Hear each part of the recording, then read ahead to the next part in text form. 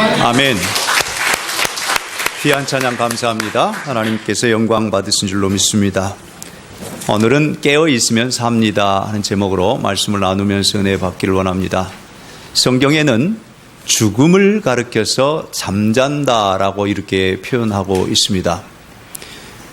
우리가 밤마다 잠을 자는데 이것은 죽음의 연습인지도 모릅니다. 그러나 잠을 자면 아침이 오는 줄 알고 아침이면 영락없이 일어납니다. 다시 말하면 죽음 후에 부활을 훈련하는 것인지도 모릅니다. 하나님은 우리를 사랑하실 때 우리 가운데 함께 하셔서 죽음을 능가하는 부활의 영광 가운데 우리를 세우심을 믿고 믿음으로 나아가는 저와 여러분이 되기를 주님의 이름으로 축복합니다. 어둠이 다가오면 잠을 자고 동력이 밝아오면 일어나서 깨어 일하는 것이 바로 인생을 만드신 하나님의 뜻이라고 할 수가 있습니다.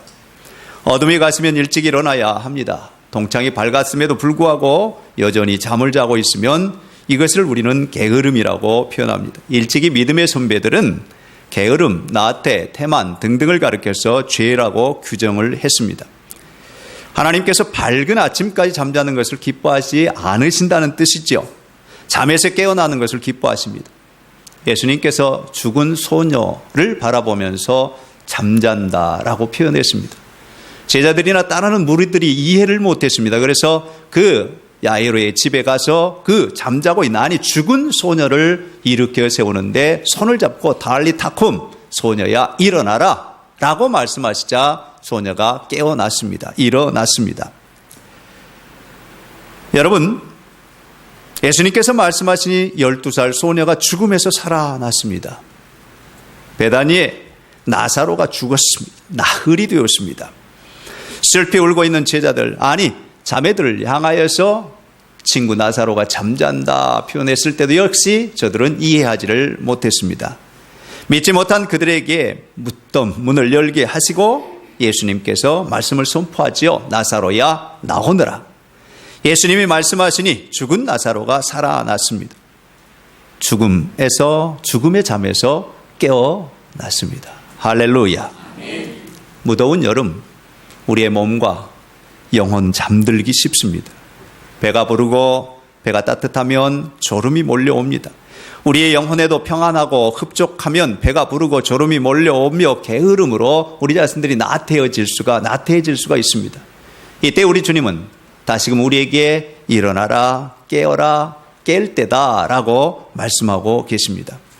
몸이 피곤하면 잠들기 쉽습니다. 피곤한 육신을 따라 살아가는 우리의 마음은 원이지만 육신이 따라주지 않을 경우가 너무나 많다는 사실을 우리에게 가르쳐줍니다. 또한 우리 안에 부족함이 없다라고 만족하는 그 시간에도 우리에게도 잠이 몰려올 수도 있습니다.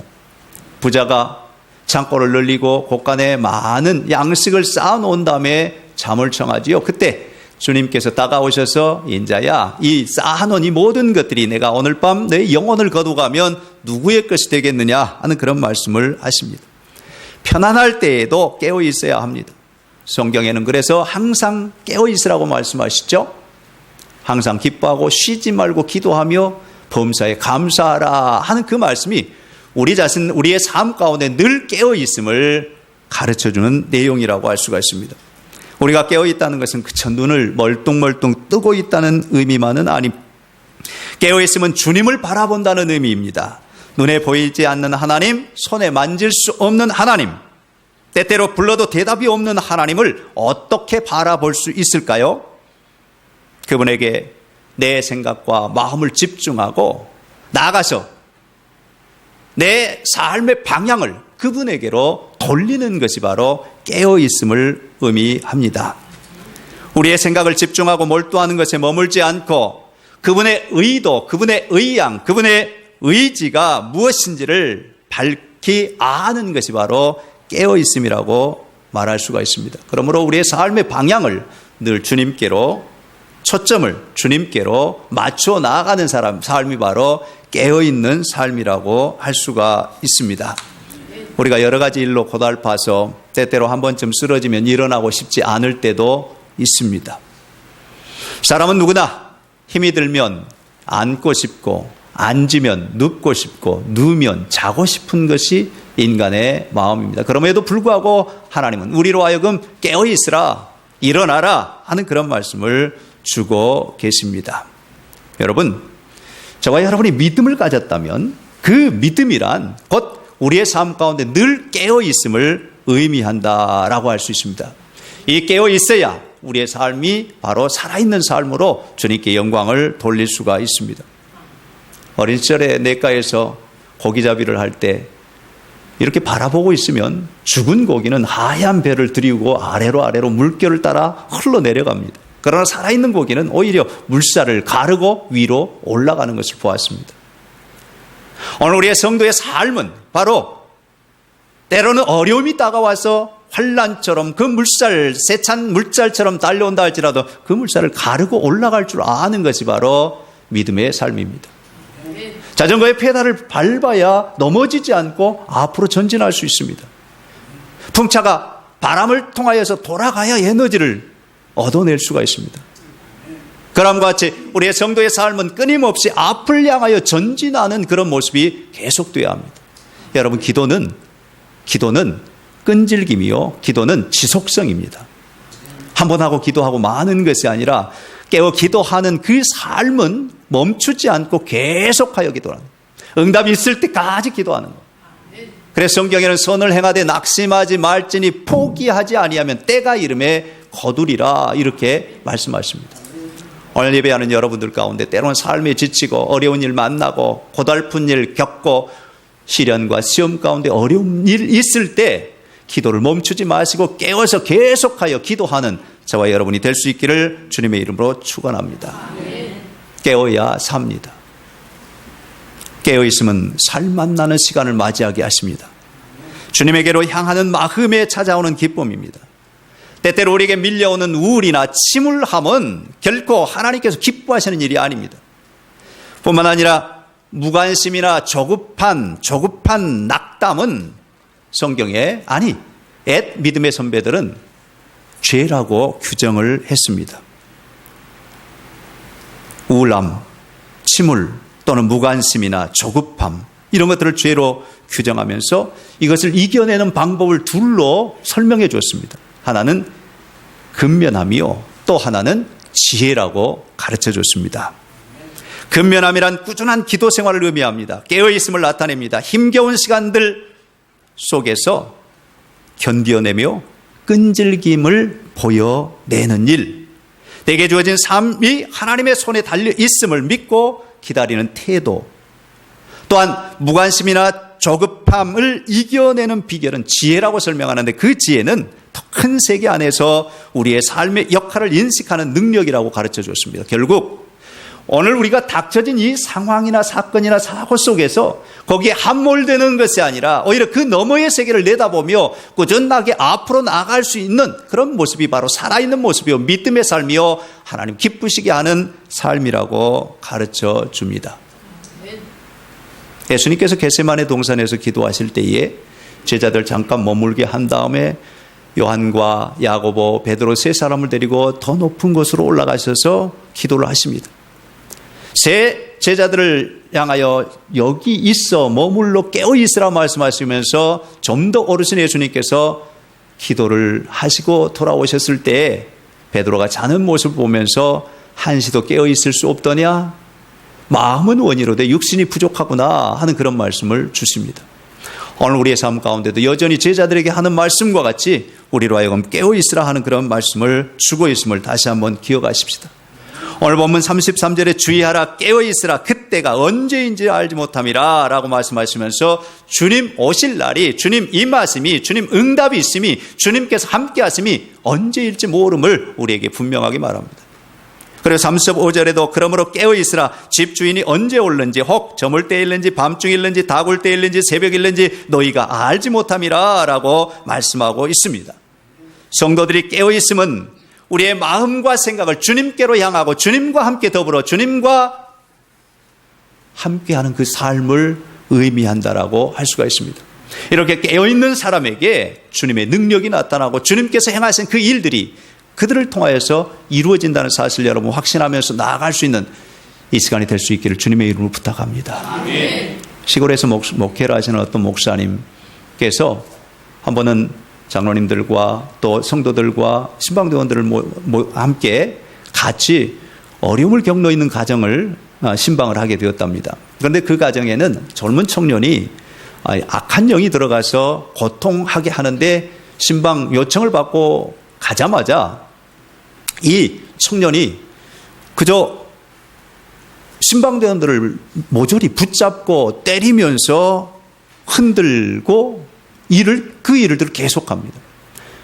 목사님이 당황해서 어찌할 바 몰라하고 모든 분들이 다 어찌할 바 몰라 하는 그런 상황에 있을 때 이 청년은 더 힘을 발휘하면서 그 누구도 감당치 못하도록 그렇게 상황을 만들었습니다.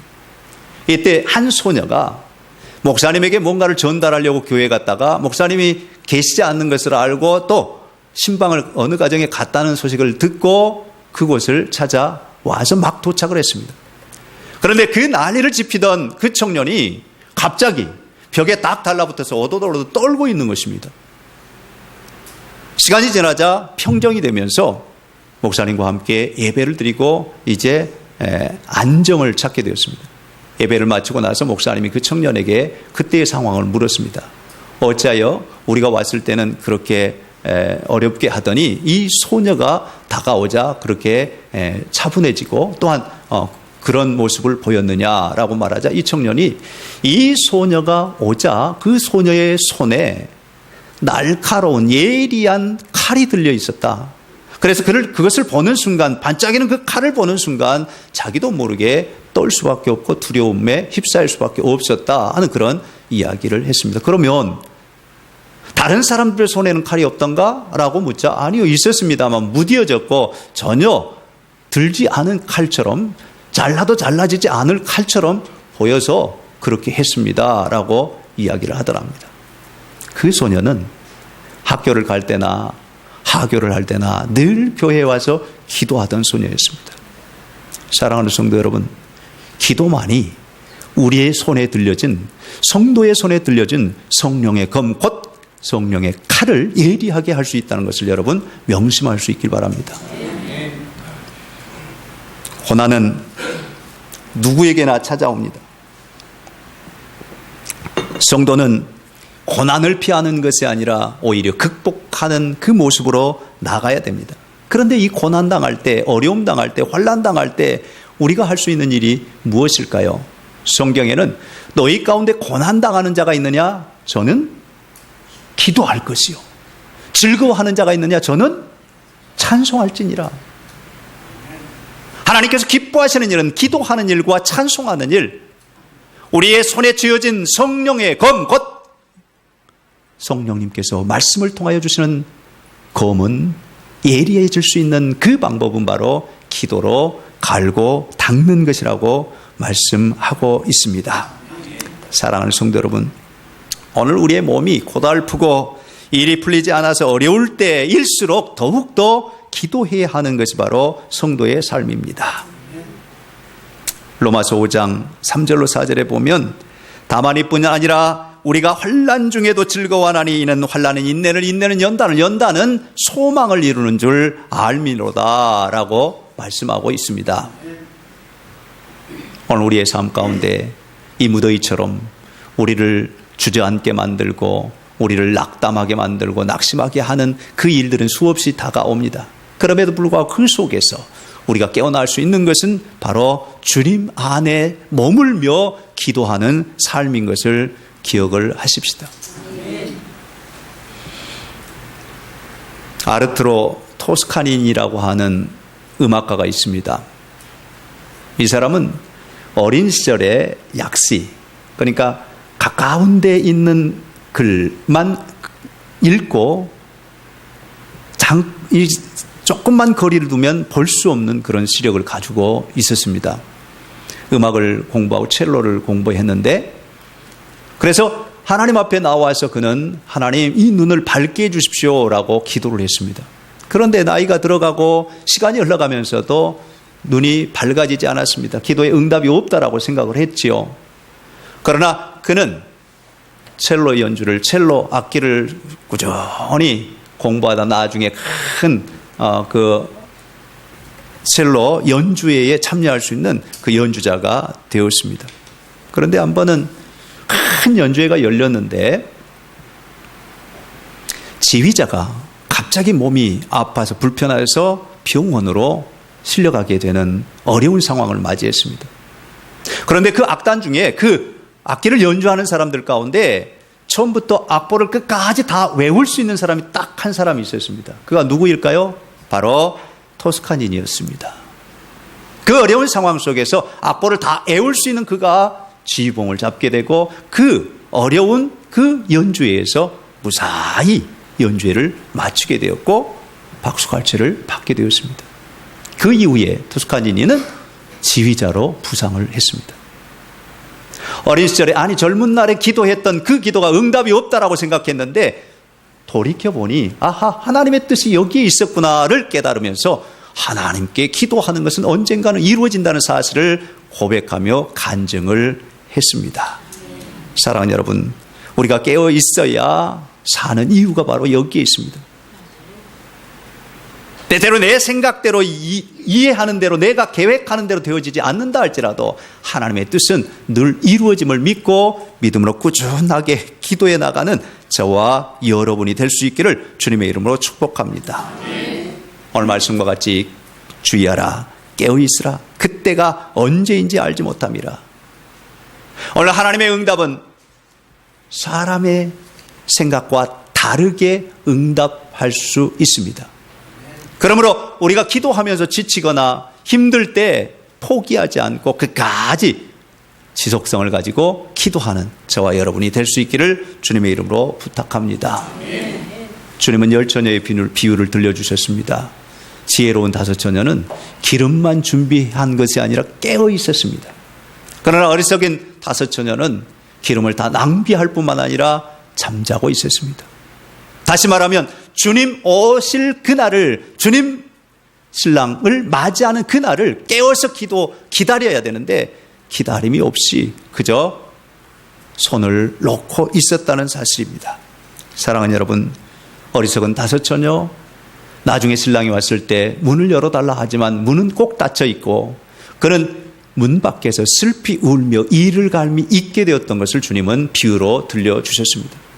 오늘 우리 무더위 속에 우리의 몸과 영혼이 지치기 쉽지만 깨어서 이럴 때일수록 더 많이 주님께로 더 우리 자신들을 향하여 나아가는 그런 복이 있기를 바랍니다. 주님은 우리에게 세월을 아끼라고 말씀하십니다. 때가 악하다고 말씀하셨습니다. 그런데 이 세월이라고 하는 그 단어를 새로 된 번역 성경으로 읽어보니까 기회라는 표현으로 하셨습니다. 기회. 누구에게 기회가 주어질까요? 바로 준비된 사람, 깨어있는 사람, 그리고 주님을 바라보는 사람, 그 사람에게 기회가 주어짐을 말씀합니다. 요사이 일기예보가 척척척척 들어맞죠? 어제만 해도 한두 차례 강풍이 불고 비가 온다 하더니 한 낮쯤 되니까 갑자기 먹구름이 들이우더니 세찬 바람과 함께 앞을 가누지 못할 정도의 비가 쏟아졌습니다. 그런데 보십시오.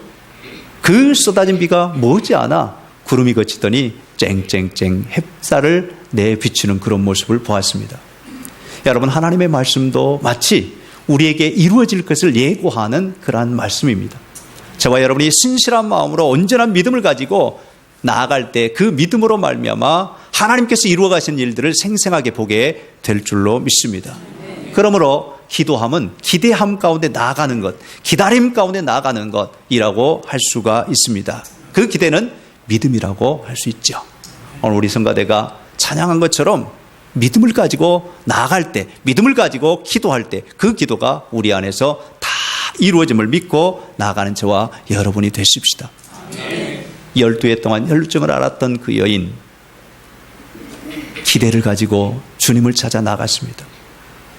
12해라면 12년 동안 피를 흘릴 뿐만 아니라 자기가 가진 재산 모두를 다 흘렸을 것입니다. 그런데 보십시오. 기대를 가지고 예수님에게 나아가 뒤에 가서 옷자락을 만졌을 때 그는 흐르던 피만 멈춘 것이 아니라 흘러가던 그 지출도 멈추게 되었음을 믿으십시다. 사랑하는 성도 여러분, 오늘 저와 여러분이 믿음으로 살 때 우리를 축복의 통로로 세우십니다. 이 사실을 믿고 믿음으로 나아가는 저와 여러분이 되십시다. 나아가서 우리가 오래 참아 기다리며 또한 기뻐하며 나아가는 그 기다림 속에는 기대와 더불어서 사모함이 담겨져 있습니다. 예수님을 바라보고 예수님 안에서 깨어있다는 것은 예수님을 극진히 사모하는 그런 마음이라고 할 수 있습니다. 우리가 예수님을 사모하는 마음으로 갈 때 우리의 삶 속에는 지침이 없습니다. 멈춤이 없습니다. 계속하여 주님을 향하여 나가게 될 줄로 믿습니다. 야곱이 라헬을 사랑하였기에 7년 동안 봉사하는데 며칠처럼 지났다고 말합니다. 그러나 삼촌 라반의 속임수 가운데 라헬을 맞이하지 못하자 또 7년을 더 봉사하잖아요. 그런데 그 순식간에 지나간 7년 왜 그랬을까요? 바로 라헬을 사랑하는 마음이었기 때문에 그렇습니다. 오늘 우리가 삶에 지치고 무더위에 지치고 또한 생활 속에서 지친다 할지라도 주님을 사모하는 마음으로 깨어 주님을 바라보고 나아갈 때 모든 것을 감당하게 될 줄로 믿습니다. 삼촌 라반 앞에 불평도 있었을 것입니다. 그러나 불만도 있었을 것입니다. 그러나 그 모든 것들을 잠재우며 주어진 삶을 사랑하는 이를 향하여서 바라보고 나아갔던 야곱처럼 우리의 삶 가운데 끈질긴 기도 속에 승리하는 삶이 될 수 있기를 주님의 이름으로 축복합니다. 깨어있는 사람만이 마귀의 유혹을 이겨낼 수가 있습니다. 마귀에게 마음을 빼앗기지 않습니다. 깨어있는 사람만이 마귀의 장난에 넘어가지 않습니다. 속임수에 넘어가지 않습니다. 그러므로 우리가 늘 깨어 기도하는 그런 모습 속에 이 무더위를 능히 이겨나가는 그런 은혜가 여러분 가운데 있어지기를 주님의 이름으로 축원합니다. 아직도 잊을 수가 없는데 88 장애인 올림픽에서 수영에서 메달을 땄던 레나 마리아, 그분이 간증을 했었죠. 그 간증함 가운데 우리로 하여금 눈시울을 뜨겁게 했는데 그분은 태어나면서 한쪽 발만 가지고 태어났습니다. 한쪽은 짧아서 이렇게 구실을 하지 못하는, 역할을 하지 못하는 그런 몸으로 태어났습니다. 그런데 그가 자라면서 어머니의 신앙 교육과 더불어서 어머니의 그 끈질긴 기도 속에서 그가 건강하게 자라면서 마음이 주님에게로 향하는 그런 믿음으로 성장을 했습니다. 어린 시절에 그런 예화가 있었다고 간증했습니다. 이렇게 가다가 방에서 넘어지면 엄마는 가서 달려가서 안쓰러운 마음에 부둥켜 일으켜 세우는 것이 아니라 레나야 저기 벽이 있지? 벽까지 기어가서 벽을 의지해서 일어나 보렴 라고 이야기를 했답니다. 어린 시절에는 그것이 너무 야속하고 엄마가 야속하고 그랬는데 자라놓고 보니까 그렇게 엄마가 나를 도와주고 믿음으로 자랄 수 있도록 신앙으로 양육해 준 것에 대해서 감사하게 됐습니다. 그는 스웨덴에 있는 스톡홀름에서 음대를 졸업하고 성악을 전공하여서 복음송가 가수로도 유명했습니다. 간증하면서 찬양하면서 하는 그런 모습 속에 하나님의 살아계심을 그대로 증거하는 그런 모습으로 섰습니다. 사랑하는 여러분, 그녀가 간증함 가운데 이런 이야기를 했습니다. 그때 내가 울타리까지 기어가서 벽까지 기어가서 가는 동안에 뒤에서 마음을 졸이며 지켜보던 그 안타까움을 하나님께만 고백하는 나에 대한 염려와 그분의 눈물, 그 골 깊은 사랑을 어머니에 대한 사랑, 하나님에 대한 사랑, 그것을 고백하면서 불편한 몸이었지만 살아계신 하나님을 증거하는 그런 모습 속에서 곳곳에 다니면서 간증을 하며 하나님의 영광을 드러냈습니다. 사랑하는 여러분, 오늘 우리의 삶 가운데도 쉽게 넘어지고 포기하고픈 그런 어려운 상황들 맞이할 때도 있을 것입니다. 그럼에도 불구하고 많은 믿음의 사람들이 하나님을 의지하면서 주님 안에서 깨어서 기도하면서 모든 역경을, 환난을, 고난을 이겨냈던 것처럼 오늘 우리에게 닥쳐진 모든 상황들 맞이하면서 깨어 기도하면서 믿음으로 승리하는 저와 여러분이 되십시다. 아마 이번 주간 무척 더웠습니다. 그리고 며칠 동안은 더 더울 것입니다. 이 더위 속에서 쉽게 지치기 쉬운 우리의 몸과 마음, 영혼들을 늘어뜨리지 아니하고 오히려 이럴 때일수록 더 깨어 기도함으로 주님과 함께 승리하는 여러분의 한 주간의 삶이 될 수 있기를 주님의 이름으로 축원합니다. 기도하십시다.